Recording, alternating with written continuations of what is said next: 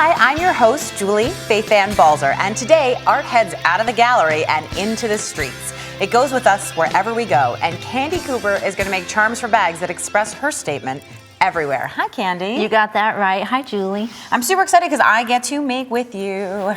I know. So how are we going to get started? This is fun. Bag charms, like you see them everywhere, but you can also use them for like pendants or zipper pulls or whatever. So I'm going to show you how. We're going to use a bunch of different materials, which I know you love. Yeah. And you're going to make one too. The first thing we're going to do is hand paint some tassels. Okay. I love painting leather. Have you done it much? I haven't done painting leather, and I was wondering if you just use regular acrylic paint or if there's anything special that you need to do. I don't know. I'm using this jewelry enamel paint. Okay. But I like using these cheap, scruffy brushes. And am I meant to put this directly on here? You can put it on there. Oh, you can just scrape it on like this. You can do whatever you want. This is no rule painting. I was gonna say, I can tell you're gonna have a nice subtle color, and I'm gonna be like, this is painted. This is painted. I painted this myself. I painted this myself, and it looks like it. The only thing is you want to make sure that you're like flipping it over as you paint so that you get because I was all gonna angles. say, I've got blue side. Totally.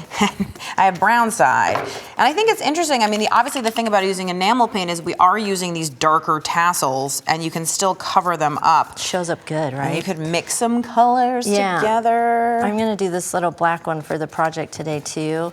But you can you can get all kinds of cool effects. Make sure you experiment with metallics, other colors. You can let them dry in between, or you don't have to. Sometimes I like the idea of being able to really customize everything so that I don't have to buy tassels in 100,000 colors. I can just go ahead and get the ones that appeal to me. Totally. I'm gonna steal some of your paint too because I want to mix colors. I know. When I was like looking at you, I was like, she only has one color of paint. Well, I was trying to be a reasonable person, and then I decided that my personal style is all the colors. These are good. I'm beating. Look at this.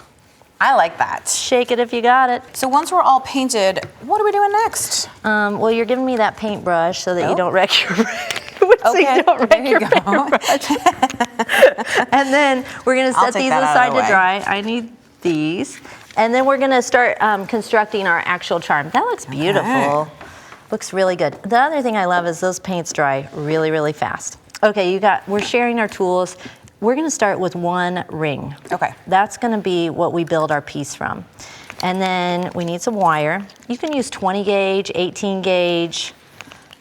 When you're looking for wire, you wanna pick something that's kind of sturdy. So that's why I say 20 or 18, because especially for bag charms, you want something that has a little rigidity to it. Okay, and I was gonna say, I have this really pretty twisted wire here. Yeah, so now anything goes. You can just start stringing your beads onto your wire. Is there a rule about how many? No. Okay. There are no rules. I just didn't know, for practicality, is it if you get longer than a certain amount, it's not good? Or? No way. Okay, I like hearing that. That's totally my style. Yeah. Anything goes. So for this one, I'm just stringing a few beads onto this one, and then actually I'm gonna switch over colors. I'm gonna add one of this guy. And then we're gonna make the start of a wrapped loop.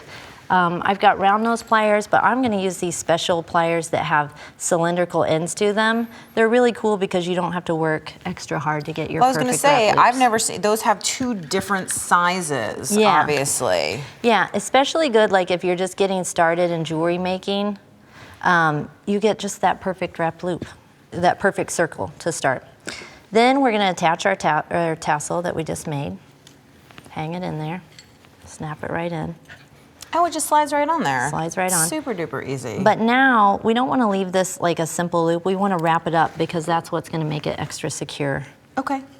I always think when you have something hanging off a purse or something like that, I mean, we abuse our purses. I know I do. I'm always throwing it around, dragging it with me, banging into everything. It's true. And the thing about doing that is you really have to make sure things are well fastened. Yeah, it's true. So I just went ahead and wrapped that around. Messy loops are good. Hey, that's looking pretty. I like it. Trying my best. I like it.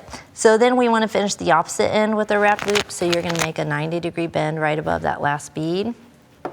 I'm just going to trim it, give myself plenty of wire to hold on to. Okay. And then start another wrap loop. I put some round nose pliers for you in case you need them. And turn that so we can get it right on in there. And then leave your wire a little bit open And this is the piece that we're building from. So that starts first. Snap it in. So now you could use such a wide variety of like colors or textures or whatever it is of, you know, loop that you wanted. You could obviously paint that. That would be super cool and get it to coordinate with your tassel in some way. I think that would be awesome. Totally. So that's like the start of our charm. You could also tie a piece of leather on here. So easy. Oh, you know what I like so much about that is then starting to bring the tassel into the rest of the necklace so it doesn't just stand out by itself. Totally.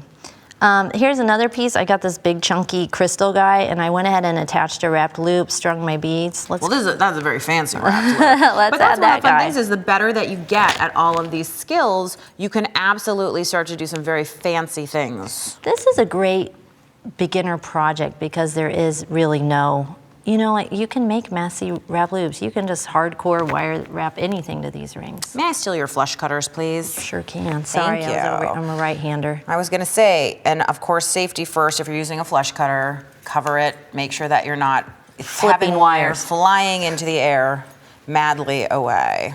I did it to myself the other day. It hit my forehead, and I was like, I know better. I know, right? Safety glasses, hold everything.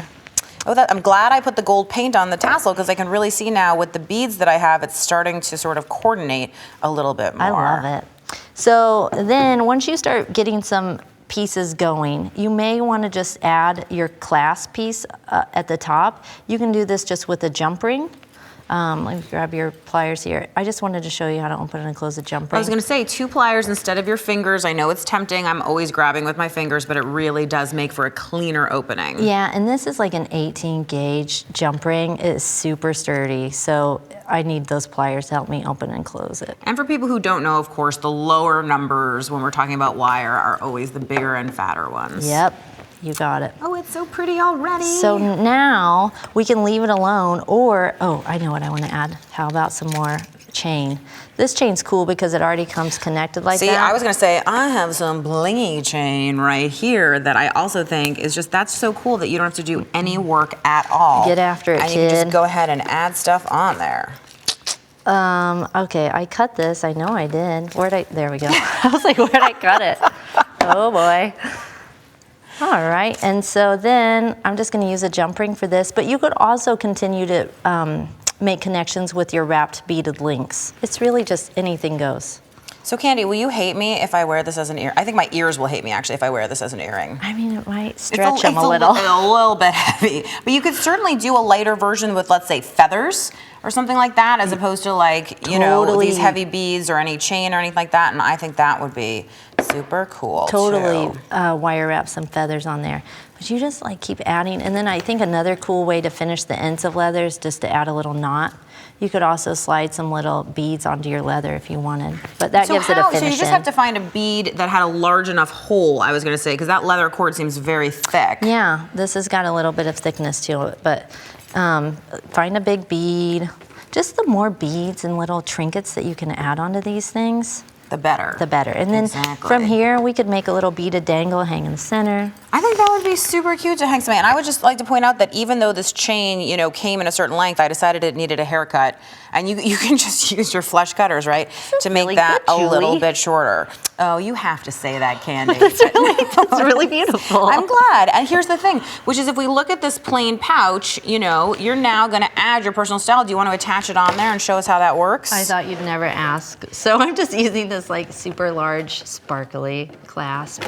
Hang that right on there. Super easy. And I love the variation that you're showing too, which is you made one of these. It was so beautiful. And we just attached it to a chain using that lobster clasp. So now it can go from your bag to your jewelry. We were saying packaging. I mean, so many exciting possibilities. Yeah, make them petite, make them huge. I know, and look at this bag over here. You can see so many gorgeous things. You could have some stones, some crystals, birthstones, whatever it is, make it a really personal gift too.